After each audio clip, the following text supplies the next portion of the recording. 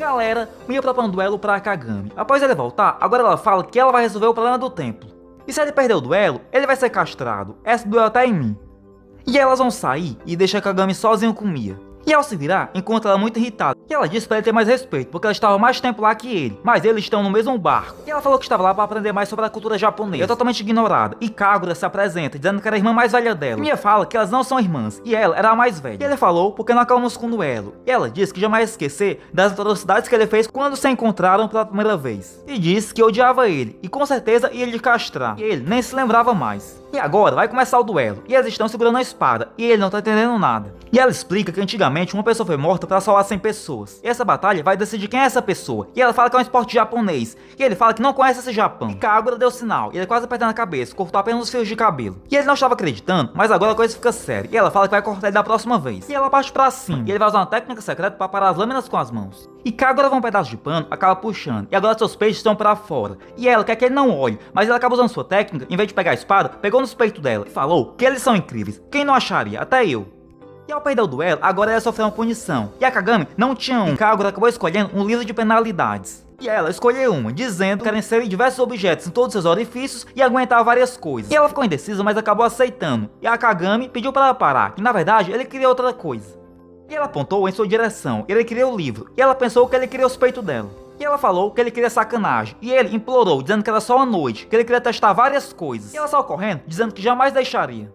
E após isso, ele estava em sua cama, se lamentando porque ele queria muito o livro, e do nada ela aparece em cima dele. E ela diz, vamos começar as penalidades, e ele não tá entendendo nada. E ela mostra os peitos, dizendo para ele fazer o que ele quiser, que ela estava com vergonha, e era aquilo que ele queria. E fala que estava tudo bem, que era apenas um sonho, que ia durar apenas uma noite. Como era um sonho e ninguém estava vendo, ele ia pegar, mas quando viu, estava sendo filmado. E ele perguntou o que ela estava fazendo, e quando viu que era sua penalidade, ele falou que ela não queria entregar o livro, mas não precisava botar a castidade dela no lugar. Agora ela ficou toda vermelha, porque finalmente descobriu que ele queria o livro, não sua castidade, e saiu correndo. E ele tinha falhado na reconciliação deles, e Kagura falou alguma coisa para ele no ouvido. E Mia fala que foi a maior falha da vida dela, que ela não acredita que se confundiu e se humilhou daquele jeito. E ao entrar no depósito, encontrou ele, e ao se virar para ir embora, a porta estava fechada, e Kagura trancou pelo lado de fora. Agora eles se encontram sozinhos e o clima estava frio e ele oferece um cobertor, mas ela não queria que ele chegasse perto. E após uma conversa, ela acaba espirrando e ele mais uma vez tenta insistir no cobertor, mas ela é muito teimosa e ele insiste mais ainda. E ela empurra ele, dizendo que se ele chegasse mais perto ia ficar excitada.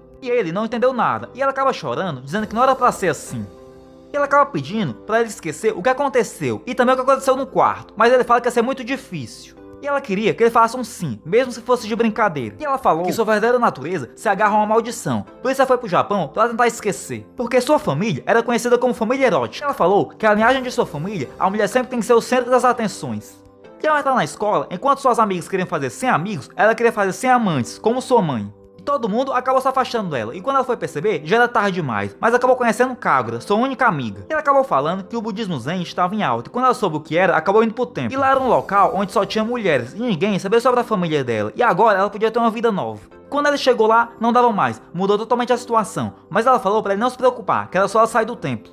E do nada, os dois estavam chorando, e ela descobriu que ele também passou pela mesma situação por causa de sua família. E ela pensou que era uma coincidência, ou o destino, e acabou falando que ia acabar ficando excitada de novo e entender tudo errado, e precisava sair do templo. E ele falou, vamos treinar juntos, para o caminho da iluminação. E ela acabou aceitando, e ela perguntou se ele estava interessado no corpo dela, e ele confirmou. E acabou corrigindo, dizendo que era apenas como companheira de treino. E do nada a porta se abre e Kagura aparece, e ela estava lá o tempo todo. Ela só não ajudou eles porque queria que eles se reconciliassem. E como deu certo, ela sugere que eles usem algo do livro de penitência até o amanhecer, e eles concordaram muito empolgados. E ao amanhecer, Izuki está varrendo, e de repente escuta algo estranho, e vai em direção a Kagura, e ela fala que estão performando algumas penitências. E ao olhar, vê que os dois estão se divertindo muito, e descobre que eles estão se esfregando a noite toda com roupas finas.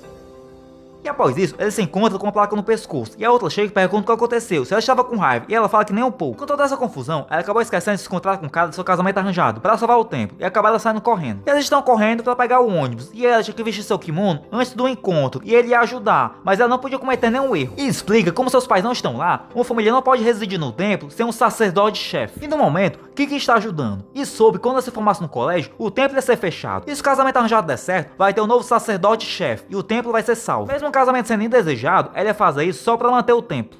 E ele falou, nós vamos chegar, custe o que custar. E quando chegaram, perderam o ônibus. E após isso, eles pegaram uma moto emprestada e foram disparados. E no meio do caminho, eles ficaram sem gasolina, e de repente ela viu o nome em ônibus, e eles saíram correndo, e ao entrar, se deram conta que era um caminhão de mudança, aí lascou. E ela se lamentou, porque ela confundiu o ônibus com o caminhão, apesar de todo o esforço que ele fez, e que seria impossível ela herdar o templo. Ele foi em sua direção e disse que é uma grande oportunidade para ela trocar de roupa, que no próximo semáforo eles iam embora. E ele acabou a encorajando, e ela falou, tá bom, vamos trocar de roupa e arregaçar a porta.